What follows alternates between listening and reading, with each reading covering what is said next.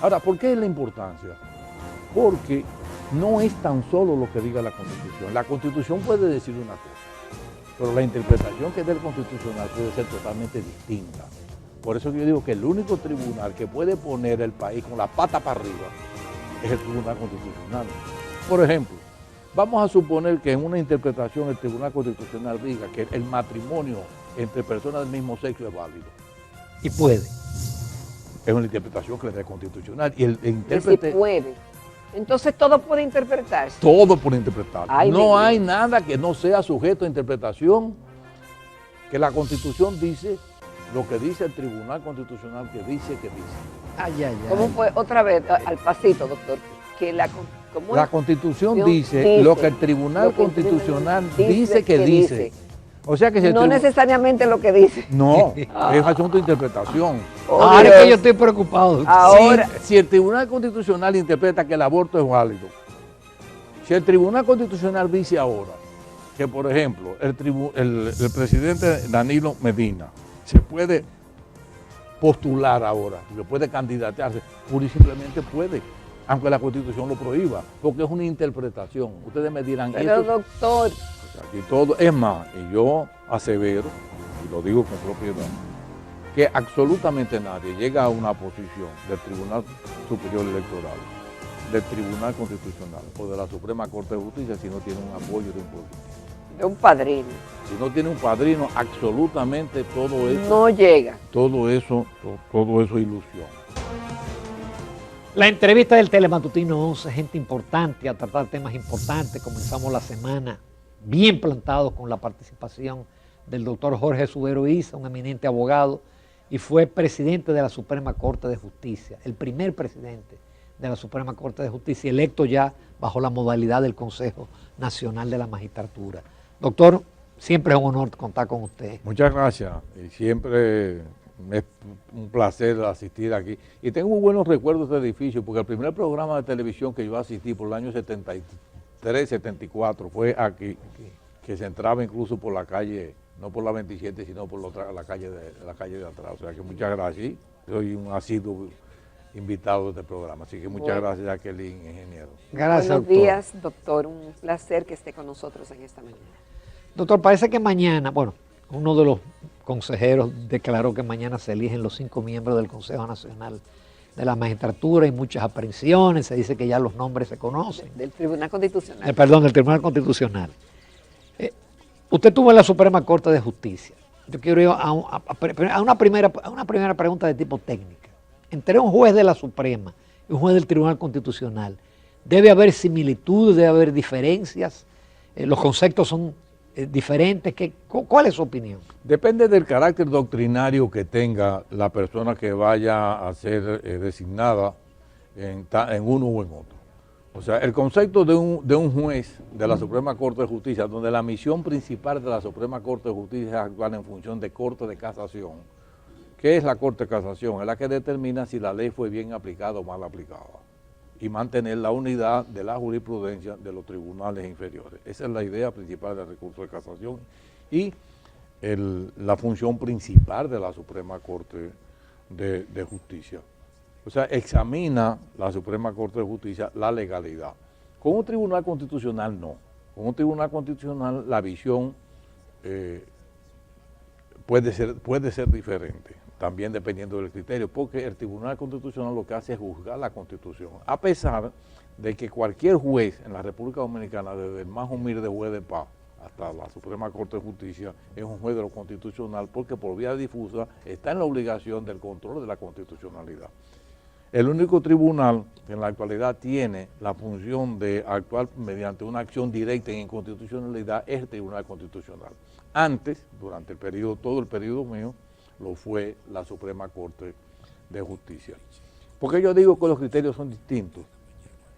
Porque el juez judicial, incluyendo los jueces de la Suprema, están formados más para la legalidad, para juzgar la legalidad. El juez constitucional tiene la facultad, a través de las interpretaciones de la Constitución, de determinar si una ley, un decreto, un reglamento, una resolución tiene un carácter constitucional o no. Y doctor, ¿y se hace esa distinción a la hora de la evaluación? Sí, debe de hacerse, pero depende también del concepto que se quiera. Por ejemplo, hay una corriente ahora en la cual yo me inscribo, que los jueces del Tribunal Constitucional tienen que tener una naturaleza híbrida, o sea, debe de ser jueces de carrera y jueces que vengan de la academia o de ejercicio de la profesión o que sean doctrinarios. Es decir, no abogados que no hayan estado en el sistema. No, no necesariamente, pero sí debe haber un gran componente o un componente importante de jueces de carrera que vienen de la Judicatura Nacional. ¿Tienen que ser necesariamente jueces de carrera? No, pueden ser un político incluso, pueden ser una Sin persona experiencia. sin experiencia, puede ser una persona que llamen del ejercicio de la profesión, de la academia, o sea, no se necesitan requisitos de carrera como es para la Suprema. La Suprema Corte de Justicia, para ser miembro de la Suprema Pero Corte sí de Justicia, conocimiento. hay una cuota de jueces de carrera y de jueces que no son de carrera para la Suprema. Pero sí de conocimiento de la Constitución. por Debería ejemplo. ser. Pero yo quiero hacer una aclaración que no quiero que pase desapercibido y este es un buen escenario para plantearlo. Yo he venido sosteniendo que el Tribunal Constitucional es el tribunal más importante que tiene la República Dominicana, porque es el órgano político más importante y todas las decisiones del Tribunal Constitucional son decisiones políticas, porque la materia prima del Tribunal Constitucional es la Constitución y no hay un instrumento más político que la Constitución de la República. Me sorprende Ahora que bien, usted diga que es político. perdón, Que es político. es totalmente político, porque todas las decisiones constitucionales son políticas, tienen que ser políticas, no partidistas, sino políticas con una visión política, entendiendo la política como la relación de poder en una sociedad, entendiéndola desde ese punto de vista.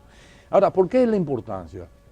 Porque no es tan solo lo que diga la Constitución. La Constitución puede decir una cosa, pero la interpretación que dé el Constitucional puede ser totalmente distinta. Por eso yo digo que el único tribunal que puede poner el país con la pata para arriba es el Tribunal Constitucional, porque sus decisiones, todas sus decisiones son vinculantes y son obligatorias. Por ejemplo, vamos a suponer que en una interpretación el Tribunal Constitucional diga que el matrimonio entre personas del mismo sexo es válido.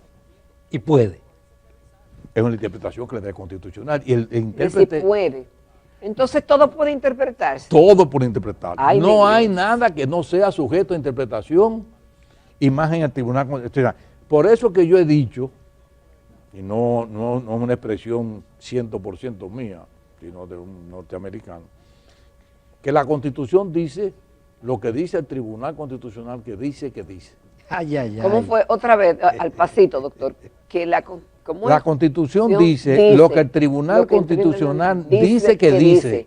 O sea que si el No tribunal- necesariamente lo que dice. No, es asunto de interpretación. Oh, Ahora es que Dios. yo estoy preocupado. Ahora, Si el Tribunal Constitucional interpreta que el aborto es válido, que el aborto es legal, se quedó legal, ¿eh? Aunque el 37 diga- aunque diga el 37, después el 37 decir lo que diga. Por eso es que yo siempre he dicho, y entonces, ¿cómo se llega ahí, doctor? Por votos. por voto, por la mayoría. La suerte es que el Tribunal Constitucional Dominicano tiene una ¿Y cómo se mayoría, llega a ese mayoría de tema? votos de 9. Porque alguien lo lleva. Alguien tiene que llevarlo. Por eso que digo que la concepción que se tenga va a depender mucho. O sea, la composición del Tribunal Constitucional es muy importante porque depende de la concepción que tenga cada uno de lo que dice la Ay, mi Constitución. madre. Por ejemplo, Es decir, Eh, eso de que la vida, pero desde la concepción, ya es vida y eso puede tener otra interpretación. y el Tribunal Constitucional se impone. El razonamiento no solamente que es obligatorio, sino es vinculante para todos los poderes del Estado. Por eso que la Suprema puede decir cualquier cosa y solamente tiene efecto relativo entre las partes, pero lo que dice el Tribunal Constitucional tiene un efecto ergaón. Doctor, en el caso, por ejemplo, de la 168.3, ¿se le podría dar otra interpretación? Se le puede dar otra interpretación, porque a pesar de que los precedentes se supone que deben de mantenerse, pero la misma ley y la propia Constitución y los criterios jurisprudenciales dicen que una mayor o mejor interpretación, más acorde con los tiempos modernos, puede ser diferente. Por eso es que con tribunales constitucionales hay que tener mucho cuidado. Lo mismo ocurrió primero con Oscar Lari en Costa Rica, después ocurrió con Daniel Ortega en Nicaragua, ocurrió con Evo Morales en Bolivia y recientemente está ocurriendo con Bukele en El Salvador, con el asunto de la reelección. Si el Tribunal Constitucional dice ahora que, por ejemplo, el presidente Danilo Medina se puede postular ahora, porque puede candidatearse, pura y simplemente puede, aunque la Constitución lo prohíba, porque es una interpretación. Ustedes me dirán... Pero doctor, pero no nos han dicho hasta la saciedad que la Constitución debe estudiarse en la primaria, en la secundaria, en la universidad, que todos deberíamos andar con ese librito, defenderlo, porque eso es lo que dice ahí, y todos los abogados, los entendidos dicen, pero en el artículo tal de la Constitución dice eso. Pero si eso se puede deshuesar y cambiar, y es entonces... que el error está pensar que lo que dice la Constitución es lo es. ¿Y Es lo que entonces? diga la interpretación que el Tribunal Constitucional... Entonces la Constitución es un referente, nada más. Es sujeta a interpretación. Es sujeta a interpretación. Por eso que yo digo, fíjese que hay una, Pero es válida tenerla, hay pero una, espérese, porque hay yo una estoy corriente confundida. ahora de muchísimos constitucionalistas que entienden que la Constitución debe de ser interpretada de manera más liberal de conformidad con los tiempos. Yo decía en días pasados en un grupo de amigos que la Constitución, que el miembro, el integrante, presidente o no, del Tribunal Constitucional, tiene que tener varias condiciones. Primero, debe ser honesto, honrado, laborioso, pero sobre todas las cosas debe tener una visión de Estado y de la realidad social dominicana que impere en un momento determinado en el país. Si tiene que tener preparación, entonces. Tiene que tener preparación, pero la preparación se adquiere. O sea, yo dije el otro día, mire, el constitucionalista no nace, se hace, igual como se hace el abogado. O sea, por eso es que todo va a depender. ¿Tienen que ser abogados todos los miembros? Si tienen que ser abogados, Sí. todos los miembros constitucionales. En algunos países, y hay algunos países que no se necesitan ser abogados, porque lo que se quiere es una visión de la Constitución de la República. Aquí, por ejemplo, y se ve marcado en algunos constitucionalistas la diferencia de conceptos. Aquí hay constitucionalistas que dicen, por ejemplo, que el matrimonio entre un hombre y otro hombre, o entre una mujer es válido, que conforme a esta Constitución. Lo dicen y lo sostienen, lo dicen públicamente.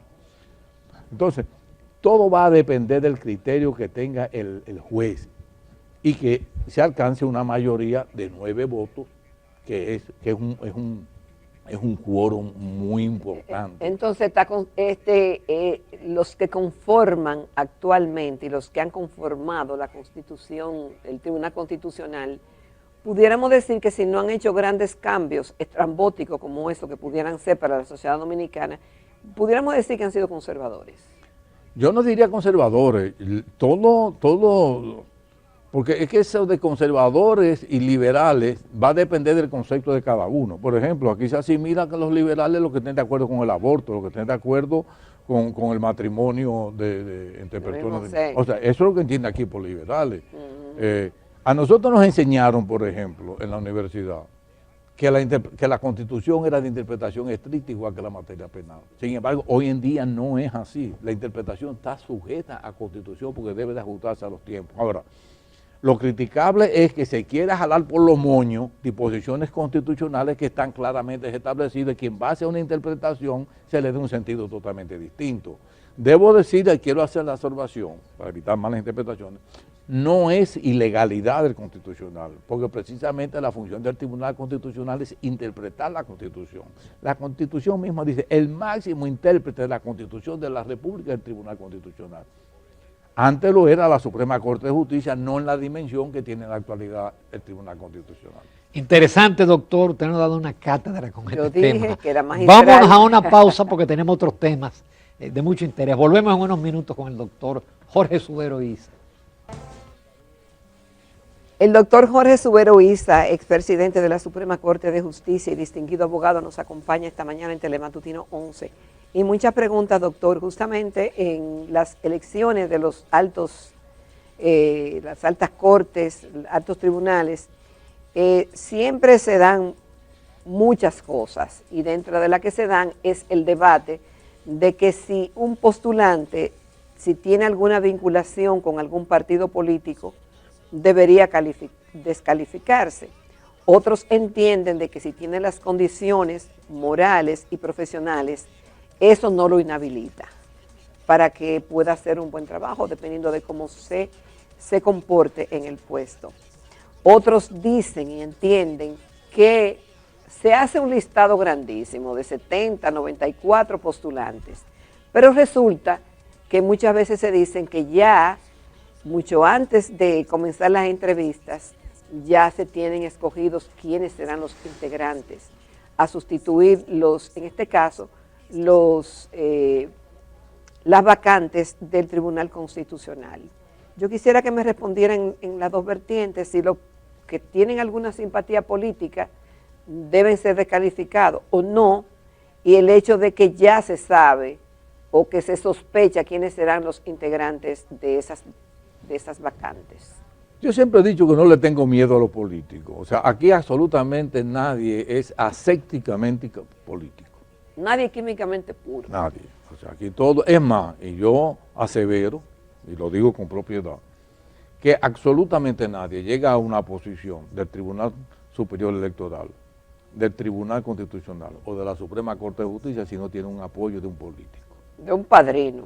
Si no tiene un padrino, absolutamente todo eso no llega. Todo eso es ilusión, no llega. Pero el problema pareciera, no es, doctor, que está pasando también en los gremios, y si no hay un padrino, no se llega. En todo eso, lo mismo tenemos el ejemplo de lo que ocurrió en el colegio de abogados. En el colegio de abogados, eso fue vergonzoso. Pero yo no le tengo miedo al asunto de los políticos. El problema es que quieran llevar la política al grupo, al colectivo al que pertenece. ¿Y cuál es la diferencia? No, la diferencia es en que usted sea y como que lleven el grupo. ¿Cómo es eso? La diferencia es que usted puede ser político. Por ejemplo, en la Suprema Corte de Justicia que yo presidí, ¿cuántos políticos no habían ahí? ¿Cuánta gente con criterios políticos había? ¿Quiénes lo apoyaron usted políticamente? A mí me apoyó o me propuso el Partido Reformista Social Cristiano, y quien hizo la propuesta en el Consejo Nacional de la Magistratura fue Amable Aristi Castro. Con el respaldo previo, porque una de las condiciones que yo puse para dejar la Junta Central Electoral y pasar a la Suprema Corte de Justicia era que necesitaba el apoyo de todos. O sea que cuando yo llegué, yo estaba totalmente seguro. Yo creo que por primera vez se ocurre eso. Yo creo que sí. Pero porque otros lo han pedido y no se ha podido. No. Yo estaba totalmente, el viernes yo me despedí, yo recuerdo que fue la evaluación mía, fue un sábado, yo el viernes me despedí de mi compañero en la Junta Central Electoral, porque yo estaba totalmente seguro, porque una de las condiciones que yo había puesto para dejar la presidencia de la Junta Central Electoral es que fuera presidente de la Suprema Corte de Justicia, apoyado por todos y con independencia. Por todos los partidos. Por todos los partidos políticos y los grupos empresariales y la sociedad civil. Y yo dije públicamente en esa ocasión. Pero eso no votaban en el Consejo. No votaban, pero tenían opinión pública. Y yo decía que con una opinión pública, con cualquiera que me objetara, no aceptaba la posición. El único que no votó por Jorge Subero Isa para presidente de la Suprema Corte de Justicia fue el presidente de la República, Leonel Fernández. Sin embargo, es una primicia. Sin embargo, votó por mí como juez.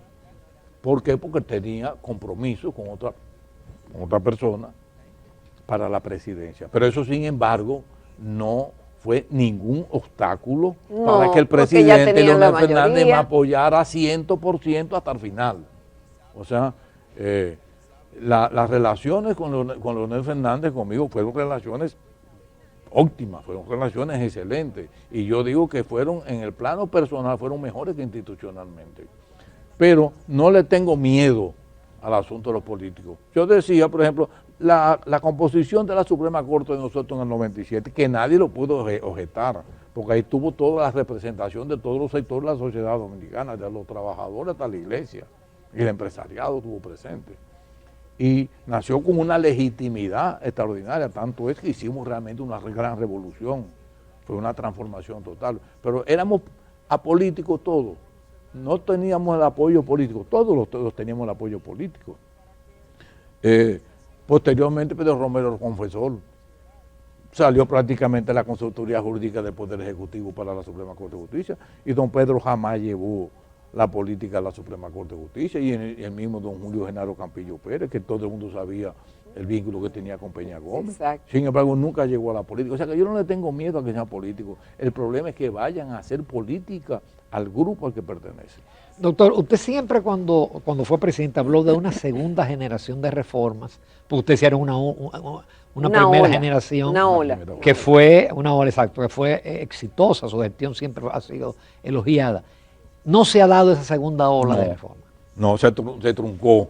Con la salida mía de la Suprema Corte de Justicia, esa segunda ola de reforma judicial se truncó. Ahora, en la actualidad, el presidente actual, Luis Henry Molina, y el equipo del Consejo de Poder Judicial la está retomando, principalmente en el área de la tecnología. Y están haciendo esfuerzos extraordinarios para eliminar la mora judicial, que es uno de los graves. Y es un político.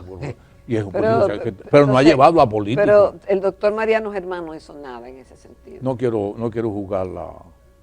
No sería. Bueno, pero no siguió la ola. No se siguió. No se siguió y ahora. Hacía falta. El asunto de la segunda ola provino de una conversación con doña Milagros Ortiz Bosch conmigo. O sea, nosotros entendíamos que habíamos adquirido la independencia del Poder Judicial. No había duda, todo el que habla está hablando mentira, el que dice lo contrario, de que no era independiente. Nosotros éramos totalmente independientes, arriba y abajo. Ahora, la gente en la calle me decía, ustedes son independientes y ¿qué? La justicia sigue siendo tan mala como era antes. Y era verdad. Porque ¿qué faltaba? El acceso a la justicia, que era la parte de la segunda ola.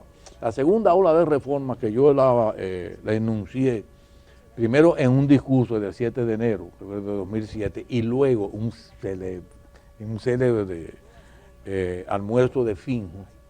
Yo estaba ahí. Lo expuse totalmente en qué iba a consistir la segunda ola. Eran diferentes ejes transversales para la buena administración de justicia, pero eso se truncó. Hoy en día tenemos grandes avances en materia de tecnología, o sea, la tecnología se ha ido aprovechando y se ha ido incorporando a la administración de justicia. Doctor, ¿usted se atrevería a hacer algún pronóstico político con miras a mayo del año que viene? Si a mí me preguntaran hoy en día, si las elecciones fueran en el día de hoy, a mí no me cabe duda que el presidente Luis Abinader se va en primera vuelta.